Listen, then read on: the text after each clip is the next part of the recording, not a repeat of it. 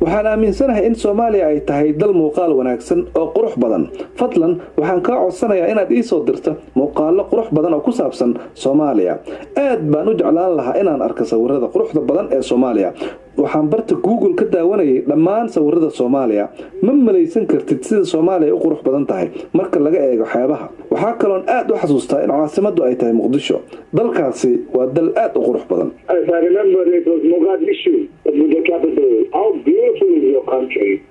jilaaga caanka ee dhanka filimada Bollywood-ka ee wadanka Hindiya Akshay Kumar oo waraysi gaar ah siiyay laanta af Soomaaliga ee BBC-da ayaa waxa uu ka waramay filimkiisa cusub ee Padman ee uu kaga hadlayo baahida loo qabo in dumarka dalka Hindiya ay helaan suufka xilliga caadada ay dumarka isticmaalaan iyo waliba waxa uu ka ogyahay Soomaalida daawato aflaantiisa iyo xaaladda guud ee Soomaaliya.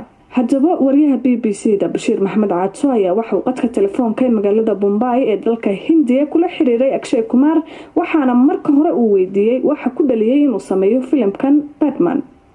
When I tried to do a movie on toilets, the fact came that 64% of Indians don't have toilets in their house. Markii aan isku dayay inaan film ka sameeyo musqulaha dalka Hindiya, xaqiiqdu waxa ay noqotay in 54% shacabka reer Hindiya aysan haysan musqulo ku filan. Banaanada, wadooyinka iyo xeebaha ay dadku ku soo xaroodaan.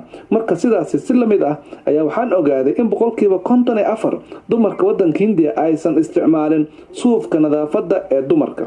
maxaa yeelay ma heli karaan qaarna maba awoodaanba inay helaan suufkaasi oo waxay adeegsadaan carrada dambaska iyo maryo wasaq ah waana xaqiiq jirta oo ay tahay inaan wax ka sameeyo sababta kale ee ugu weyn ee aan filimkan u sameeyay ayaa waxa ay tahay in dalkayga Hindiya aan ka dhigo dal adag dalkaana si uu u noqdo dal adag waa inaad heshaa dumar aad u adag haddii dumarka ay yihiin kuwa adag dalkaagana waxa uu noqonayaa mid adag.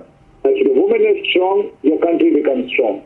Akshay Kumar maadaama dadku ay kaga barteen aflaanta dagaalka ku salaysan amaba kuwa jacaylka dadka reer Hindiya iyo waliba caalamka markaad eegto sidee bay uga falceliyeen amaba ay u arkeen filimkan cusub ee Padman?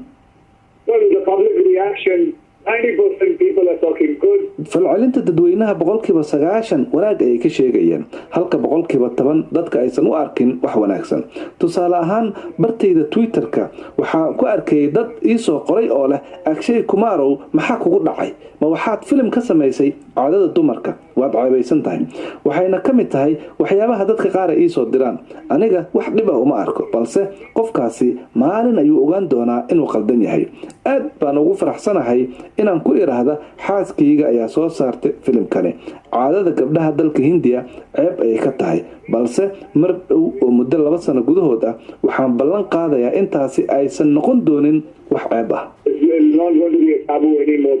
waan gartay marka Akshay arrimaha Soomaalida haddii aan kala hadlo Soomaaliya iyo waliba deegaanada kale ee Soomaalidu degan yihiin dadka aad bay u daawadaan aflaantaada oo loo turjumay luqadda afka Soomaaliga waxna dadka qaar ay ku yaqaanaan magaca Mr. Bond marka arintaasi maxaad ka ogtahay?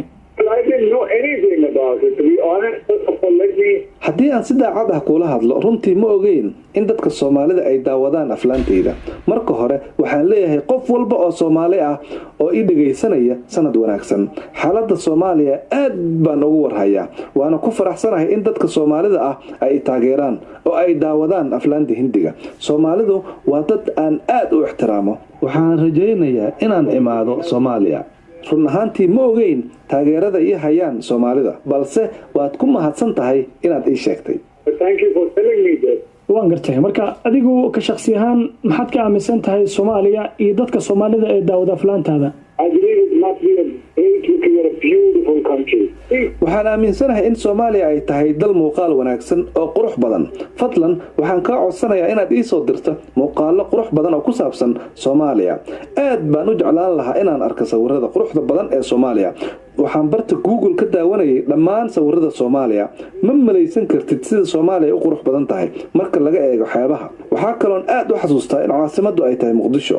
Dalkaasi waa dal aad u qurux badan. I remember it was Mogadishu, the capital. How beautiful is your country? Akshay waxyaabaha inta badan ee dadku isweydiiyaan waxa kamid ah qatarta ka soo wajahdo markaad sameynayso aflaanta actionka ama aflaanta ku salaysan dagaalka. Marka arrimahaasi maxaad inooga sheegi kartaa? Well, I do a lot of action, but run ahaantii waan sameeyaa aflaan badan oo action ah balse inta aan filimka samayn waxaan sameeyaa taxadar aad u badan. I take a proper care before I do it. ugu dambeyntii marka maxaa jeclaan lahayd inaad u sheegto dadka Soomaalida ay ku dhageysanayaan? I would like to tell them, first of all, to come and watch Padman. waxaan jeclaan lahaa marka hore inaan u sheega inay daawadaan filimka cusub ee Padman maxaa yeelay waa filim u wanaagsan caalamka dalkayga iyo Soomaalidaba. waxaa kaloo aan jeclaan lahaa inaan u sheega in caadada dumarka ay tahay wax dabiici ah. waxaa kaloo dadka Soomaaliyeed u sheegaya inay ilaaliyaan oo ay ka taxadaraan waalidiintooda gaar ahaan hooyooyinka. Especially their mother. चुरा के दिल मेरा गोरियां चली चुरा के दिल मेरा गोरियां चली उड़ा के निंदिया कहाँ तू चली